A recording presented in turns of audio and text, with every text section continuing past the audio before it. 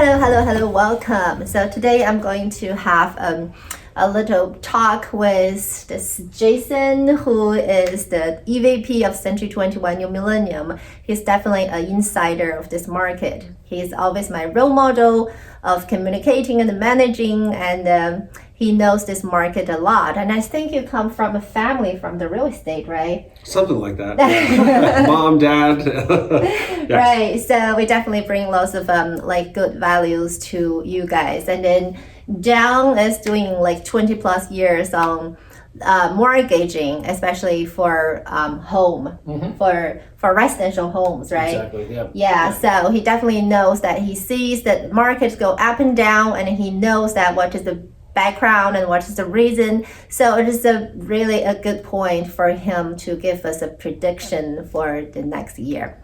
So I really see that on the market, some buyers are very hesitant because they're thinking next year maybe the housing price will be drop a little bit, especially when they see the economic don't have that engine to booming it up, right? And the sellers are also hesitant because last past year that they build equity, but for them to move to sell their home, they have to buy as well. And it's not a very good situation for them because the buyer right now is in a very difficult situation. So they are, instead of buying and selling, lots of them decide to just put the equity out and then just do the renovation, invest on their own house. So is there something, we should do? And then actually we're, especially at this uncertain time, that we don't know what will happen in the next year. And so it is, another reason to put them back to just would like to watch and research. So according to your experience, what do you think, Jason? What will happen next year? Well, one of the things I look at is just the fundamentals of the market. We know that we're in a major lack of supply with a high amount of demand, and that creates the frenzy that we've seen. However, we're seeing a normalization of the market. I've always learned for the longest time that real estate is local. It's just like if you're going to travel to Las Vegas, you're not going to check out the weather in Washington, D.C. You're going to go check out the zip code in Las Vegas where you're traveling to. Well, it's the same thing here. So you really need to look at individual markets. But there's one thing on a consistency if you look at the fundamentals, especially regarding buying power, that Don can relate to. But I just saw an analysis the other day. For a seller that has, I'll just do simple math, a $300,000 house, if they have an interest rate right now, Dawn, of 2.5–3%, the buyer's looking to pay probably around $1,400 a month to purchase that house. Right. Let's say the market corrects itself, and so we'll play buyer and seller in this example. In that example, the seller, their house is worth, let's just call it $350,000, and they're going to buy that house. The buyer's going to pay $1,400 a month. If the market corrects itself and we have an influx of new inventory, we do believe forbearance loans are going to become a reality. We may see some distressed assets that we haven't seen in our marketplace in a long, long time. Exactly. When that happens, that's going to add new inventory. When that happens, home prices are probably going to slow down as the appreciation that we've seen. So let's just play that same example. That house that the seller had for $350,000 may be worth $325,000 right now. Basic fundamentals are showing that interest rates will rise in the coming year. So the interest rate that was once at 2.5% to 3% is now at 4 or 4.5%. That house that was $350,000 is now $325,000, and it's costing the buyer $200 more, or $1,600 a month versus $1,400 a month. Wow. So you had a scenario where a seller should have sold with the economic situation and the buying power for buyers healthier versus waiting and seeing if there is a correction. And then the buyer saying, nah, I'm not going to move forward now, waiting to see if there is a correction. And it cost them $200 a month. That's a lot of contraction in the marketplace. And those are some things that both buyers and sellers need to be worried about. And certainly those are things that we're monitoring. Exactly. So actually the interest rate plays a really important role on, this housing market. But will interest rate, because I heard like before the pandemic, just right at the beginning of the pandemic, that the Fed said the interest rate won't go up probably until the end of 2023. And then according to your observation, is that really true? Well, I think their predictions have changed a little bit. The Federal Open Market Committee came out yesterday with their release and predictions for the upcoming few years. And they actually are anticipating rates will go up faster than what they had initially been predicting prior to about 6 months ago. They are, in recognition of that, they are doubling the speed of the reduction in tapering at their assets. So they're ending in March. What they're trying to do is force rates higher. They want to force the cost of borrowing money to be a little bit higher. They want to force yields for treasuries and mortgage-backed securities higher. And what that means is obviously that we're going to see interest rates for home loans, for all kinds of things, go higher. Car loans, credit cards. Well, exactly. So what they're trying to do is set the table to where in March or even May, they increase the overnight funds target rate. Right now, that target rate is between 0 and 0.25%, leading to a prime rate of 3.25%. Once they start increasing that federal funds rate, that prime rate is going to start creeping up. And as Jason said, that impacts consumer loans, credit card loans, car loans, everything like that. And it, although not directly, it impacts mortgage rates as well. So by the end of 2022, they're anticipating that rates may increase by as much as 0.7 points. So right now we are seeing average mortgage rates, according to the Freddie Mac survey that comes out weekly, at 3.1% with 0.7 points as the discount point to buy that rate down. By the end of 2022, if we're at where the Feds believe we will be, we'll be at 3.8%. And as Jason mentioned, that does have an impact on what the borrowers will pay for that money. And it affects both the monthly payment and obviously buying power as well.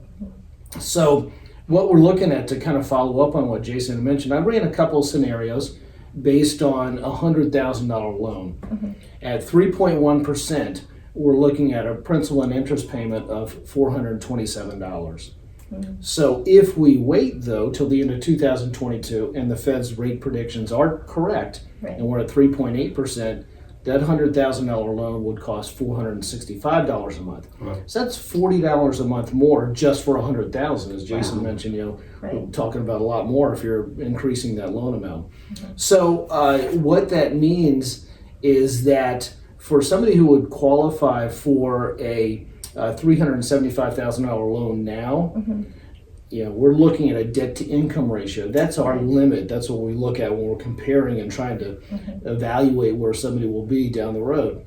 If we're looking at somebody that qualifies for that $375,000 now, with a higher rate, they're only going to qualify for $345,000. So that's an 8% reduction in their purchasing power. That's a significant drop. Not only that, the unknown in some of this is whether or not we're going to see appreciation in the marketplace. Let's just say we see standard appreciation. That's going to further erode the real home that they can buy even more than that 8%. Because when you're looking at a home, let's say that costs $425,000 now, with that appreciation, it's the equivalent of $410,000. So that really reduces what they will be able to purchase down the road, which is concerning for those that are on the fence. And we always encourage people to look now at what is the possibility. I don't want to make predictions because as many times as we're right, we're wrong. But in this case, we really do believe that the interest rates are going to go up. The cost of money is going to be very much higher than where it is right now. And we would like people to understand that overall, next year may not be the right year. We're looking at this year despite what Jason said about the inventory. So Don, I was going to ask you this because I believe it was last night the Fed reported that they were going to soften some of the money into the market to help with supply chain issues. Which it all circles around. We got inflation, we have supply chains, we have jobs that are is nowhere near pre-pandemic levels for numerous reasons. So I'm assuming with the Fed taking that much interest in solving supply chain, that it's a trickle-down effect. Yeah, I believe that's correct. They want to see the economy improve. They want to see the job market improve. They want to see inflation stay at that 2% target rate year after year. So they've got a lot of balls in the air right now, a lot of balancing to do, along with the pandemic itself, that impacts everything. I think that really is what they're looking at, impacting inflation and impacting the job market right now. They still see the pandemic as a major player in that. Right. So despite everything else, supply chain is part of that. Yep. They can't get the truckers, they can't get the suppliers to deliver on time because of the effects of the pandemic. So, but I think you're right. They're trying to do their best in many different avenues. Well, I think it's a good sign that they're taking that much interest, that they're not sitting on their hands.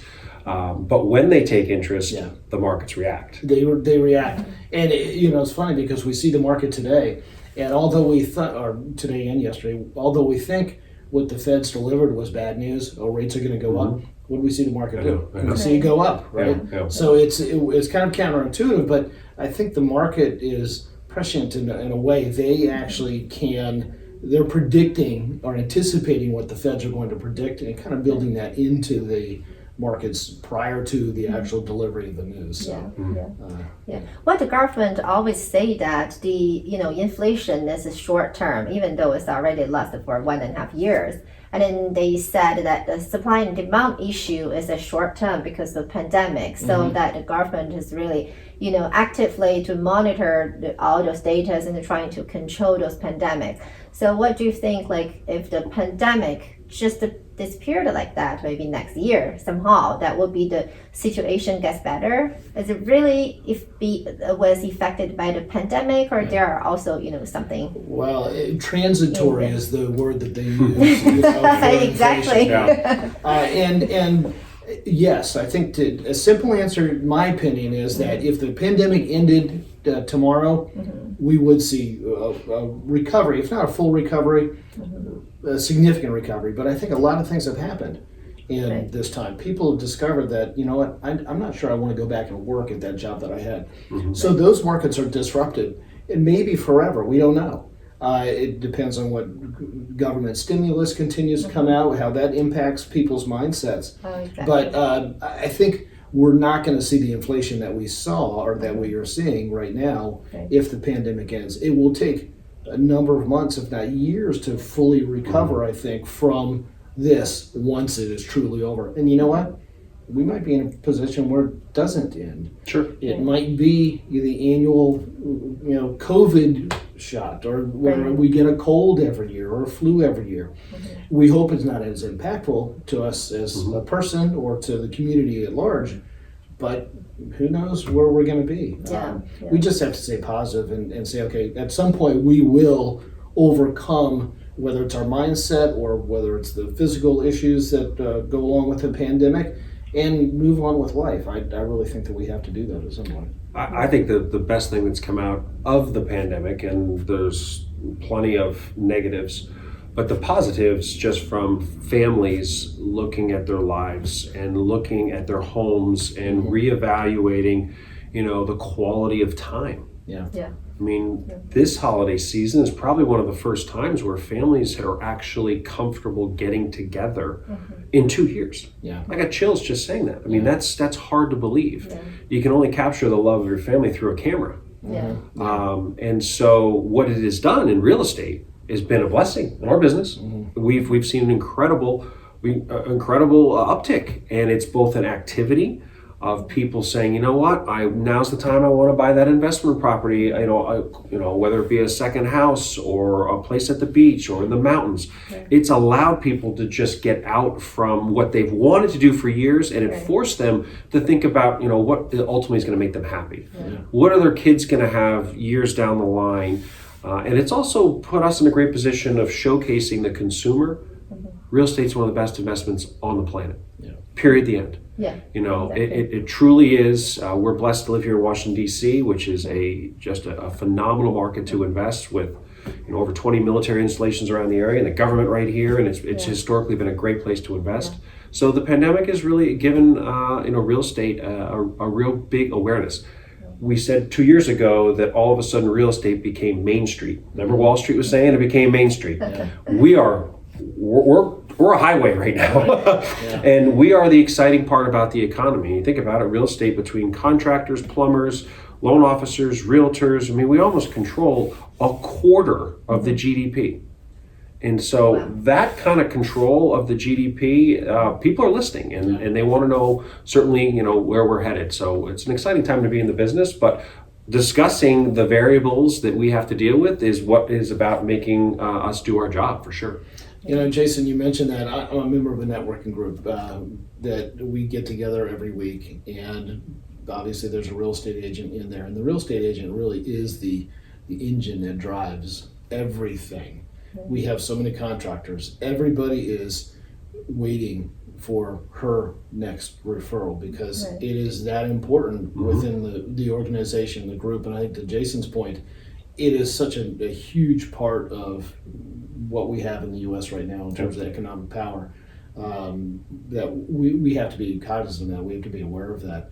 That was interesting. I was talking this morning within the group about renters and how they feel going back to their parents' house or their cousin's house who own their houses. I really feel like this is a moment in time where they are looking at purchasing a home like they never have before. It is something to where they can envision a better family situation, and they see it in their relatives' own homes, and they want to be a part of that. Yeah, exactly. That situation, that the rent increasing is crazy as well. It's increased around 10%. So compare with they're just paying the rent for the landlord to pay the mortgage. So why not just to take 3% the down payment and then financing the rest and then pay almost exactly the same for their own house. Exactly. Yeah, not only are they paying they're paying themselves even more because part of that payment they're putting it back into their house. So they are gaining equity in their home from day one because they're paying principal off. Not to mention the fact that over time, the evaluation of the home and the value of the home is going to go up. And that, again, low investment, only 3% down payment, if not less in some cases, gives you such a great opportunity to build wealth that any renter and your first-time home buyer really needs to look at that as an avenue to build their overall wealth in their financial portfolio. And let's not forget the greatest deduction we have with the IRS is owning a home. It's one of the only ones we have left, and it's probably the most significant. And so I think sometimes forget that deduction is it really, we look at people's wealth and their equity in their homes, their equity in their own personal finances. That deduction is what is really, really important. Right. But they're not actually in a good position because the shortage of the starter home, that is called a starter home. That I heard about it, there are like 4 million shortage the whole United States for the starter home. That's like the Millennium. Maybe the main buyers of this starter home, how much they can afford. I mean, compare with the baby boomer that they have less savings, and then they have more cost, they have more debt ratios. So it's not really easy to them. Like maybe before they can afford like 300,000 homes, and then right now when they see in our market, it's very difficult to find 300,000 homes. Right? I agree. It is tough for first-time home buyers now. Although there are many programs that can assist first-time home buyers in terms of reducing their out-of-pocket costs or cash to close at settlement, whether it be through down payment, whether it be grants to cover closing costs, those kinds of things.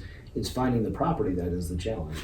And we see that frequently where people are starting to move further and further out to find that single family home on a little bit of land where you can't find that necessarily inside the Beltway. But Jason probably knows more than I do what we're looking at in the future of the home building market in this area. What are we going to have coming on the market? Condominiums, we're going to have townhouses. And I think municipalities are looking at that problem and saying, okay, for sure, we've got to create incentive to build workforce housing and build housing that is affordable to people. Yeah, and it's not just our area here in Washington, D.C., it's anywhere in the country. It's dirt.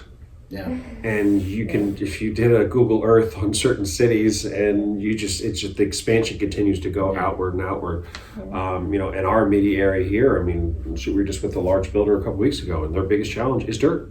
Is this finding, homes to build. The demand's there. Right. They certainly have, the appetite for people to acquire the properties. They just don't have the dirt. I just finished a National Association of Realtors economic summit, and I listened to him, and 2.5 years ago, first-time homebuyers represented a third of our marketplace, which, supply was a little healthier back then. Interest rates were still relatively low, so money was very reasonable. So look what's happened. We've seen a major contraction in the supply. So that drove up prices. Interest rates maybe upticked just a hair. And now the first home buyers were scared. They were skittish. And so what forced them they need a roof over their heads, and forced them into possibly overpaying for a rental, because they couldn't get in. In a competitive bid situation, sometimes cash was king, and that was not something that was in the cards. So that's the domino effect of just one or two variables that we see that impact everyone. It's not just first-time homebuyers. You go down the list. It is multiple investors. I mean, investors for years were buying houses, multiple houses, flipping houses. It's hard to flip a house in this market with it being so tight. Absolutely. Well, and you see, to your point, you see investors in REITs that are making massive purchases of homes. It might have been 10% of the market or even more. That also, and they're paying cash. There are very little barriers for a seller to sell to one of these REITs, because they make it so easy. Hey, we'll buy your house and close in 10 days. No fuss, no muss. How is a first-time homebuyer going to compete with that? It's very, very difficult for them to do.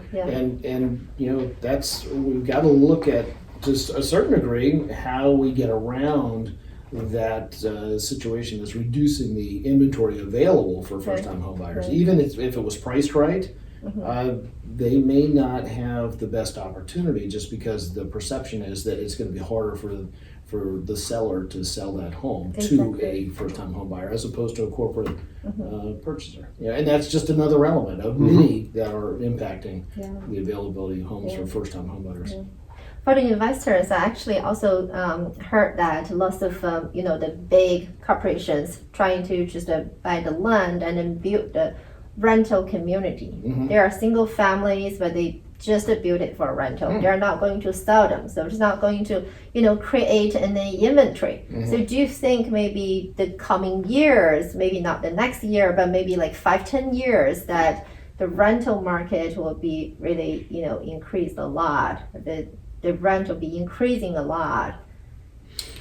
I think if corporate builders are coming in, corporate investors are coming in and increasing the amount of inventory for renters, I don't think it'll have a negative impact on rent. I think it'll actually help reduce. It could have an unintended go in the other direction. Exactly, it'll help reduce. Now the question is, like many builders of apartments back in the day, they'll build an apartment, and 10 years later, they'll convert those to condominiums and make massive money. It just depends on where we are in the cycle. To where, if people are building these communities now as rental communities, when the cycle turns itself, they're going to end up start selling them. Exactly. So it does help actually to create maybe the inventory in the I think so. In the future. Yeah. I mean, ultimately, I think it will be housing inventory, housing stock. And another thing that does too is it gives renters a place to go, to where if a seller wanted to sell, I think they would have a greater chance of selling, because they don't have the rental competition. Exactly. So if you have a few sentences to give the buyers and sellers some advice, what it would be? I would say stay positive. We've got plenty of programs out there for any buyer that is in need of financing, and if they're persistent, they will find a home. It's out there for them. We do it all the time. So you just have to stay persistent and keep a positive mindset. I'd say on the real estate side, from a seller perspective, if you're thinking about selling, don't wait for a correction. Take advantage of what's a very normal and healthy market now that we've seen in a long, long time. Take advantage of selling. Don't wait for some sort of economic impact that we're not even talking about right now that we know is going to come about at some point next year. For buyers, as Don alluded to, I mean, the signs are, and we're seeing trending of an uptick in rates. Whether it's $50, $75, you're buy a $500,000 house, it may be $400 a month. That's a really nice car payment that no longer is there anymore. It's $5,000 a year in extra cost, and that may be the difference between not moving forward. I think the bigger impact is true buying power changes. Most people live paycheck to paycheck, and it's important to know they know what's coming in and they got to know what's going out. And then when Don looks at the ratios, it's clear there's only a certain amount that the lender is going to borrow to that purchaser. And when those numbers get really, really high and that income gets well above, we've learned our lessons, with our last major market correction, that we can't overextend ourselves. So it is a great time for purchasers to take advantage. I'll never forget Warren Buffett is always asked, one of the greatest investors, whether it's in the stock market or in real estate, when is a great time to buy? His response is very easy. All the time. Right. All the time. There's a guy, you say, hey, you're going to win some, you're going to lose some. But in the most part, take advantage if if it feels good, if all your consulting is that it's the right time, take advantage. Yeah, just do it like instantly. Exactly. Right. Right. Yeah, very good. And then it's actually the same situation to the investor, right? What do you think? To the investor, do you have any piece of advice for real estate maybe next year? I mean, Don and I, the three of us, we're all investors, and certainly investors look at it from a business transaction. They have a certain amount. If they're looking to buy and hold, is different than buying and remediating and flipping. For someone that's looking to do renovations, watch TLC. It's really pretty simple. They're going to buy it for $300,000. They know when they finish the remodeling, it's going to be worth $450,000. Well, if you can't get that house for $300,000, the investor's not moving forward because there's a first-time home buyer that plans on living in that house, and they're going to spend a little bit above, but the extra $25,000 that the first-time home buyer put in is the difference in profit for the investor, and that pushes the investor out of the market. So the only way that corrects that is more inventory. When you have more supply, then the first-time homebuyer has multiple choices, and the investor has choices, and then it'll all correct itself. So, and as Jason mentioned, from an investor's perspective, it's all about the numbers. From a homebuyer's perspective that is going to live in the house, they should treat it as a home. This is going to be my home. It's not all about the numbers. They have to want that home, and they have to be able to obviously afford it and be comfortable with the payments, but it's not A plus B equals C or 2 plus 2 equals 4. 2 plus 2 could equal 5. When you get a family in the house, when you get put your touches on the house, when you do your gardening in the backyard, completely different situation when you're a home buyer versus when you're an investor or a renter in other cases.